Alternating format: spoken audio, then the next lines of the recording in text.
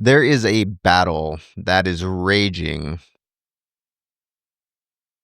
inside of everybody who has ever started a company, and especially those who have been successful.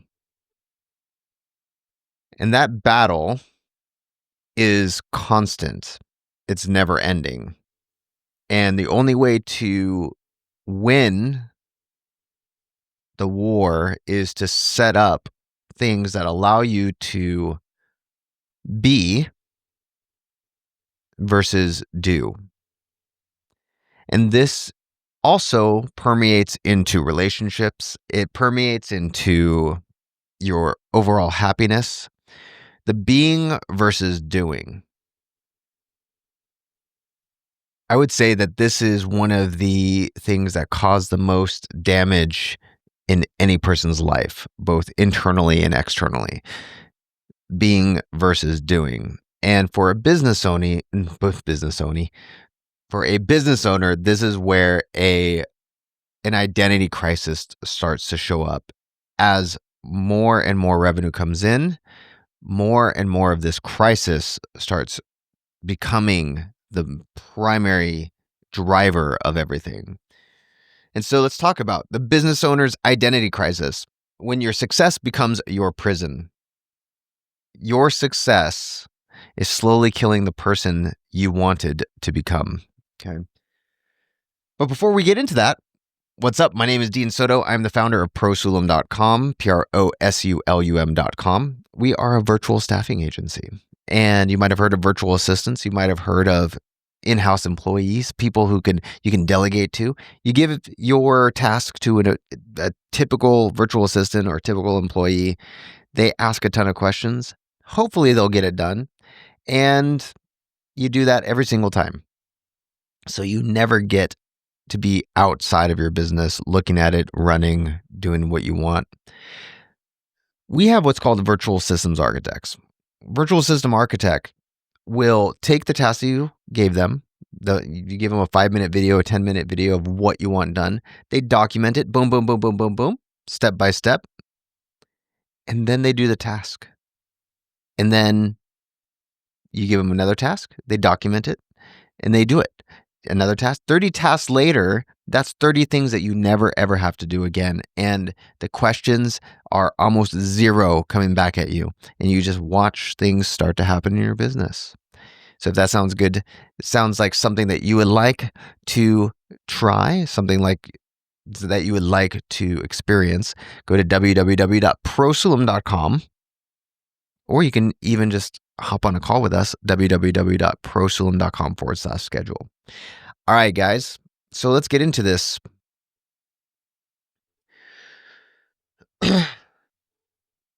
One of my major struggles, and I never knew that this was the major struggle, at least of my life, and I would imagine it's going to be the major struggle of everybody else that is watching this, is that everything that I did in my business, in my relationships, in my hobbies was to gain freedom.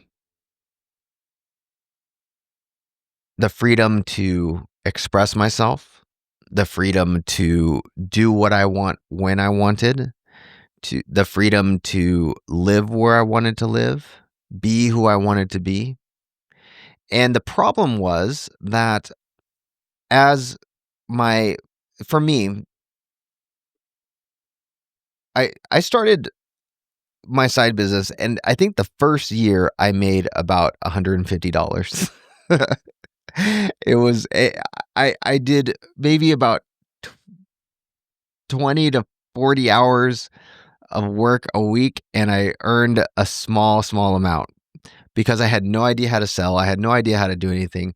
But that experience kind of was like the fire that proved to me, do I want to keep doing this or not? And so I moved on to building computers for businesses, and I started making about $1,500 a month with a company that sometimes would pay me, sometimes wouldn't. And then it went from that to a couple $1,000 a month, more than that. So it was like $5,000 a month plus doing websites for people, and it moved on, right? As I started to make more money, I started to be able to hire people. And then when I was able to hire people, I was able to get things off my plate. So I thought, but as more and more things started to happen in my business, and as I started to make more money, I found that I was getting sucked back into it. Here, there, the clients would need this, my team would need this. I would have to set up this process. I'd get questions about all these different things. And the more that I built, the more I would be trapped because I didn't know. I didn't know what was happening, right? Everything that we do, and this might sound selfish, but the relationships we have, the business that we have, the hobbies that we have, they're all meant to serve you. They're not meant to trap you or define you. They're meant to allow for the free expression of who you are. Think about why you want to build a multi-million-dollar business. It's because you want power. Now, power isn't necessarily bad. Power just means your ability to do what you want. If you wanted to spend 100% of your time helping orphans find a home, the power to do that is being used for a good thing, right? So power doesn't mean lording over somebody or putting yourself above anybody else. It just literally means the ability to do what you want.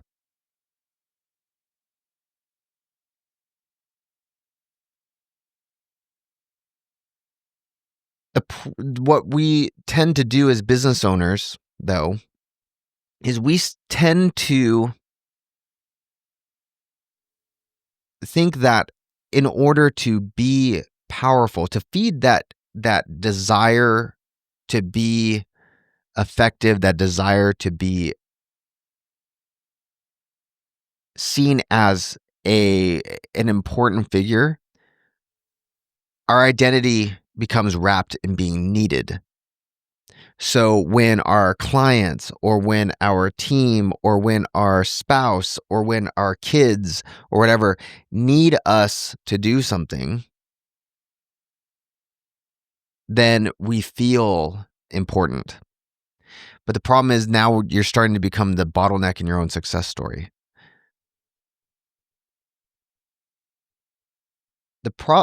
When you look at how businesses are bought and sold, the more indispensable, the more needed the CEO is, the less valuable it is.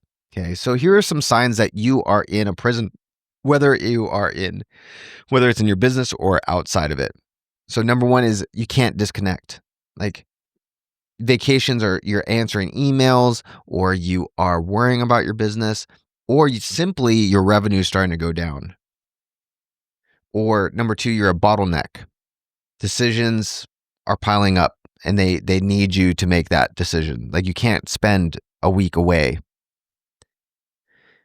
You're constantly fighting fires. That's the number three. You're constantly fighting fires. Something is always popping up, always, and you're in reactive mode all the time.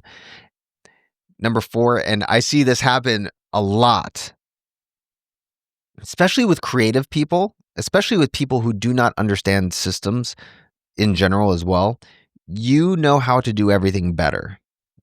This is what Michael Gerber in the E-Myth Revisited would call a technician. These are the people who are really, really, really good at their job in the corporate world. They try to become a business owner, an entrepreneur, and they find that they get stuck because they feel like they know how to do everything better, so they're going to do it, and they can never leave. Then ultimately, your business would collapse without you.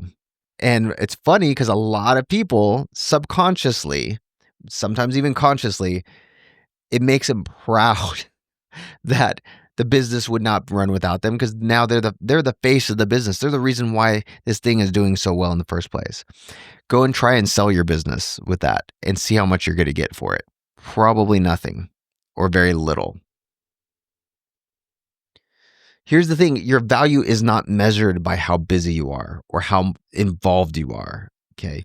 Your value is measured internally. Your value has nothing to do with your business, has nothing to do with anything external to you. Your value is you. Your value is how comfortable are you being authentically you, simply by being authentically you. Your value comes from the inside out. I know that's cliche, but that's really where the true value lies. So when you figure that out, now you're able to empower others, because nothing out there is taking away or even giving you any additional value. So you can start building systems and not feel like you're losing a part of you, like you're losing something.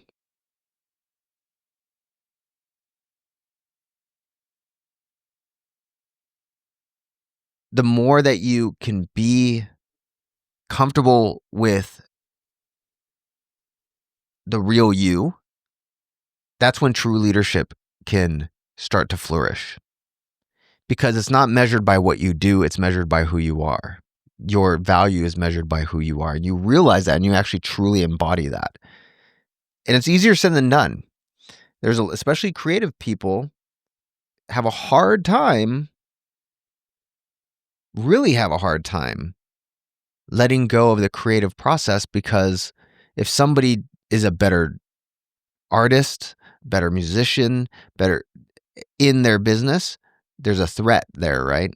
Rather than saying, wow, I found somebody who can take my business to the next level because of their talent, and how can I harness that and help us both to get what we want? It's seen as a threat. And so this is the problem with this type of thinking, is that you start to have personal costs, stress, anxiety, loss of your purpose, of why you built your business in the first place, why you created this in the first place. This is why a lot of YouTubers, if you look, there's so much drama around YouTubers, because they can't really ever stop doing what they are doing if their personal brand is what makes them money. The only person that I've ever seen really successfully set themselves up to be outside of their brand was a guy. He's still around, but a guy named Tom Green, comedian from a while ago. And he used to be huge. He used to be really, really, really popular. And then all of a sudden he just kind of dropped off. Well, it turns out that he took his success and he used those funds to start building things that would make money for him outside of his personal brand. So that 2 decades later, like literally 2 decades later, he could do whatever he wanted at any point in time, be as creative as he wanted, and it didn't matter if he started and stopped, if he came onto the Joe Rogan show and then left, or if he started a new project or a new thing and left because he was already financially secure. He could do whatever he wanted to do. He didn't care. He didn't care that people were wondering where the heck he went, because he was so in line with who he was that he did what he wanted.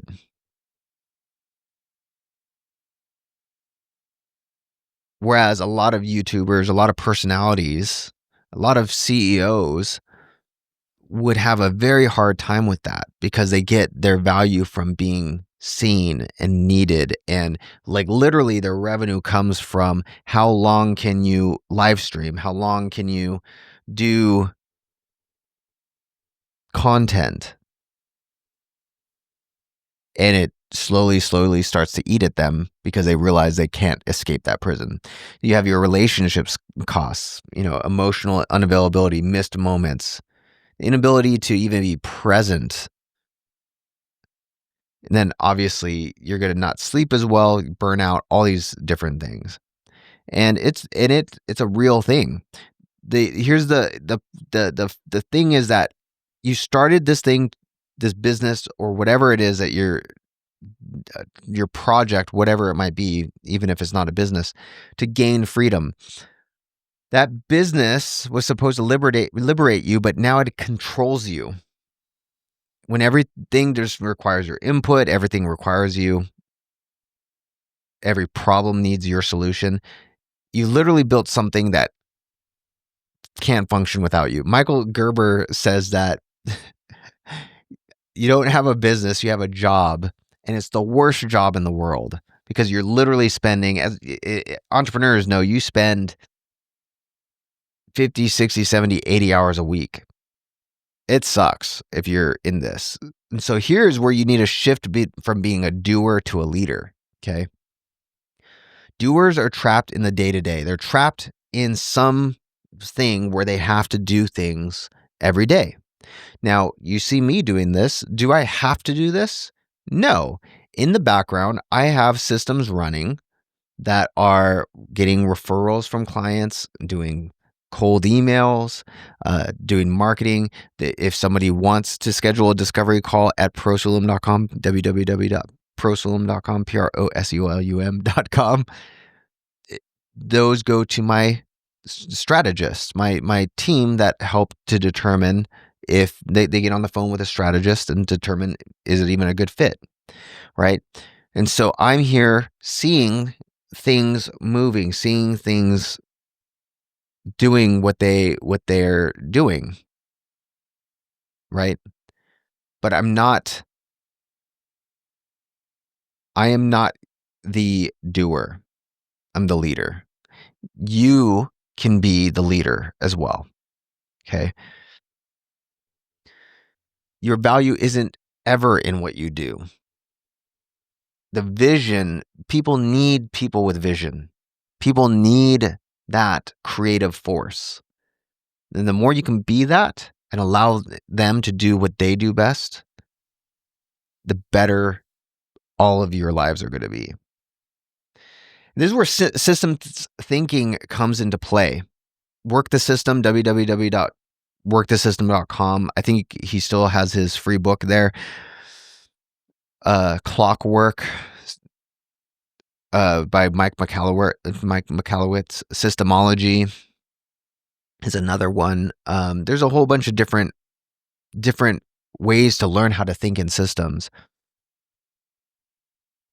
This diagram right here is how it should be.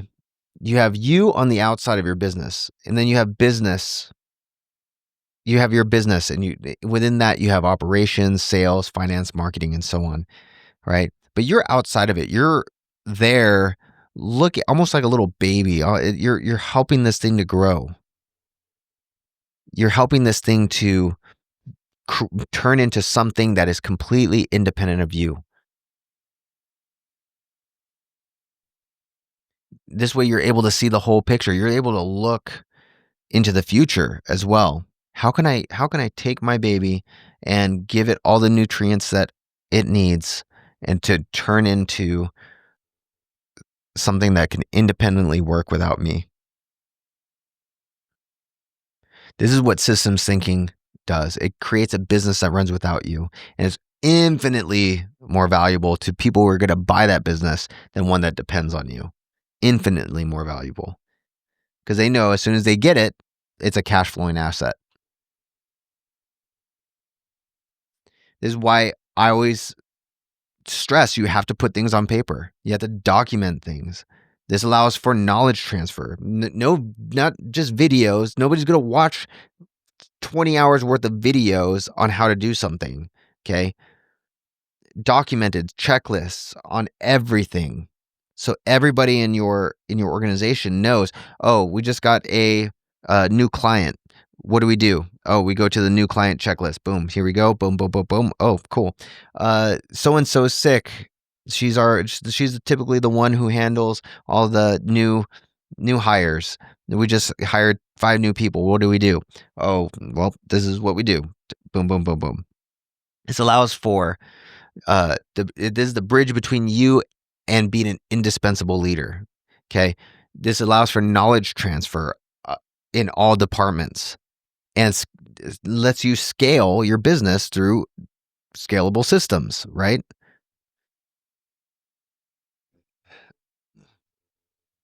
A lot of us are taught to abdicate.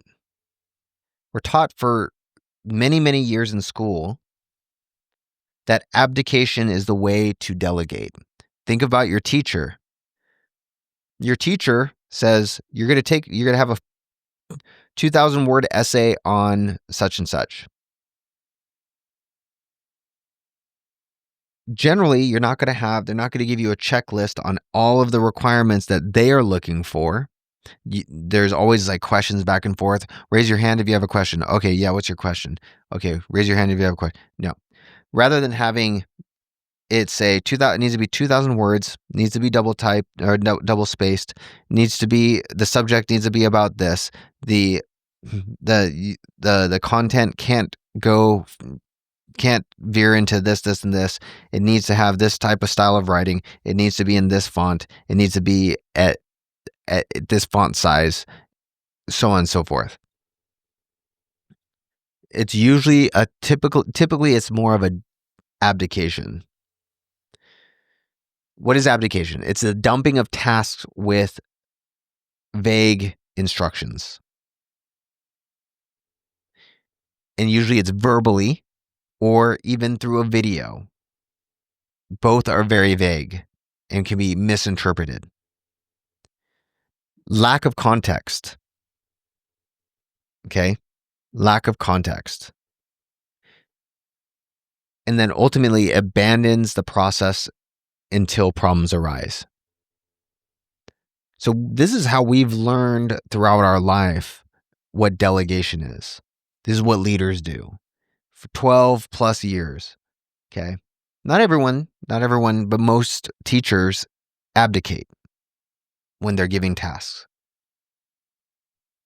Delegation is a transfer of responsibility with clear expectations, documented. Okay, this is systems that are training, the systems and training that are documented. Okay, so that there's no misinterpretation, especially if you have pictures within that documentation. And then they maintain appropriate oversight. Okay, they whether this is through dashboards or whether this is through project management software, things like that. Okay.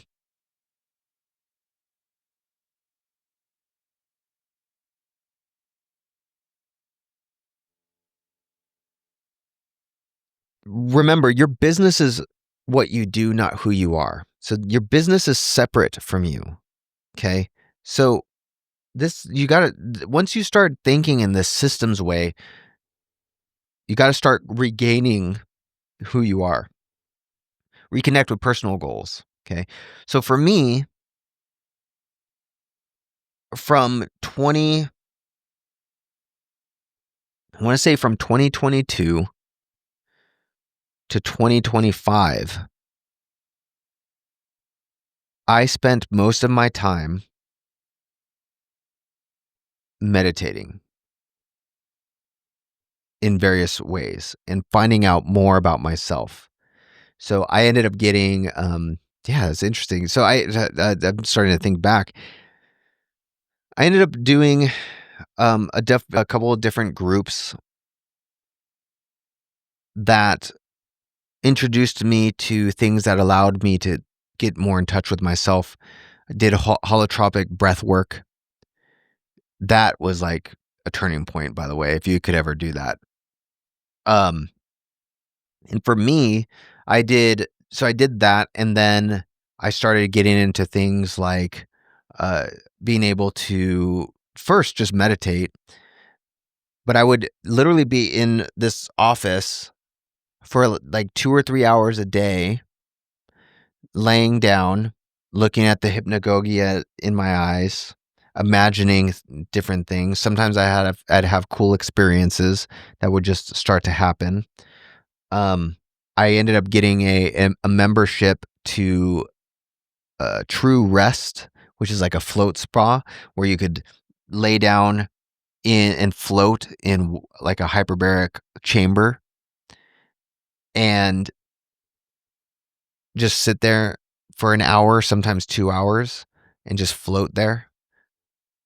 And being comfortable with myself and in my own company in the dark for 2 hours with no sensory, nothing hitting the senses, no doom scrolling, no nothing. At first it was difficult, but then it became something where it was it was such a pleasure. And then starting getting into things like embodiment where feeling my own body, feeling things like a lot of the times we're in our head. And that was 3 years of that. And it made a huge difference because then life became joyful. Life became amazing. Life became happy. Life became exciting because now it wasn't about the next business thing, although that's part of it. It's fun. It's about, oh, what else do I have to find about myself? This is cool. And in learning to go inward to the deep expanse within, and this is just me, you do whatever you want, and see that there's so much more to learn about myself. So that was me for literally like 2 or 3 years, but I could only do that because I could step away with my systems going. Then creating boundaries. You're able to create boundaries that allow you to do the things you want to do, whether in your personal life, relationships, your business. Start cultivating outside interests, deep passions. And then the cool thing is when you have all this, you can measure the different metrics through all the different meetings that your teams are having, all of the different things that they're doing, and so on. Okay. Ultimately, Prosulum, we espouse that systems plus outsourcing equals freedom. Systems make your business owner independent. Outsourcing puts those systems into action in a very cost-effective way. Like in California, it's like half the cost of a minimum wage person. And then the result is freedom. And this is the path to reclaiming your identity while your business thrives. The freedom formula. Systems plus outsourcing equals freedom. These are just a couple of people who have experienced it. Steven, who I've known for years and years and years, started it, total profit up 450%. And he was like not having to do anything. It was crazy. Oliver, who I've also known for years, man, it's almost 10 years with him. He would create 5-minute process videos. His VSA would document it. His workday was like cut in half, and he was able to take on more clients. And this is just an example of what you're able to do. So then he would be able to spend more time doing what he wanted to, go and spend time with his wife, go and spend time doing all the things that he enjoyed. And then Brian, he was able to reclaim pretty much his identity beyond his business, and he was able to lead a team of VSAs. Okay. So these are the things that happen. Whether it's with a VSA or not, start creating systems, start building a business that works without you. Okay. Break free from the identity trap. Okay. But if you want a VSA, a virtual systems architect, it's like pretty much the cheat code for this. You can go to www.prosulum.com/schedule, www.prosulum.com, prosulum.com/schedule, or just go to prosulum.com, prosulum.com. Link is in the description below, and go check it out. But start breaking free.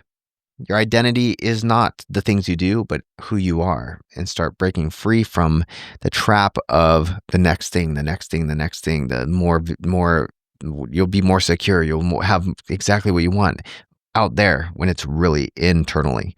And when you start thinking in systems, that gives you the opportunity to start that internal exploration. So all that being said, my name is Dean Soto, prosulum.com, and I'll see you in the next video.